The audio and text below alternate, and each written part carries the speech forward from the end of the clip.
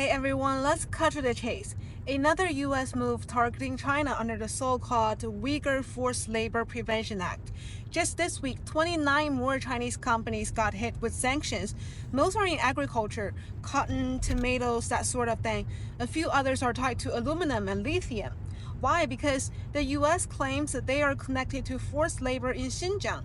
Okay, let's think about this. A Chinese company gets sanctioned just for hiring workers from Xinjiang or buying local materials. Now, who's violating the basic rights of Xinjiang residents here? Cutting them off from jobs and global supply chains doesn't protect anyone.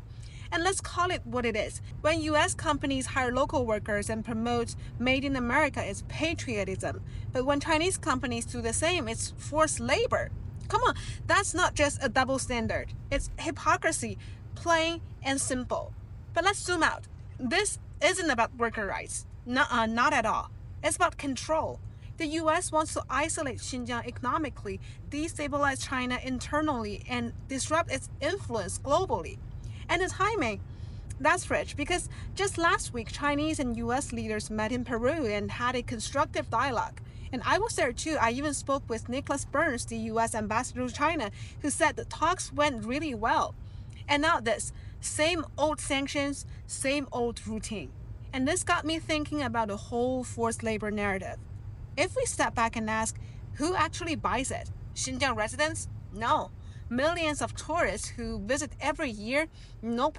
Muslim majority countries like Saudi Arabia and Pakistan, not them either. So it's like saying there's a type of forced labor that only exists when America decides it's there.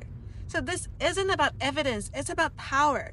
The US is weaponizing human rights to block Chinese goods and slow down China's growth. And Xinjiang, as a major hub for global resources, is an easy target. And while the US talks loudly about labor rights, what about its own backyard? Prison labor, underpaid migrant workers, should I go on? But the good news is, I feel more people are starting to see through the narrative. The more people visit Xinjiang or speak directly to the people there, the harder it becomes to sell these stories. So what do you think? Does it sound like protecting human rights or something else entirely? Drop your thoughts in the comments and let's keep this conversation going. Peace out.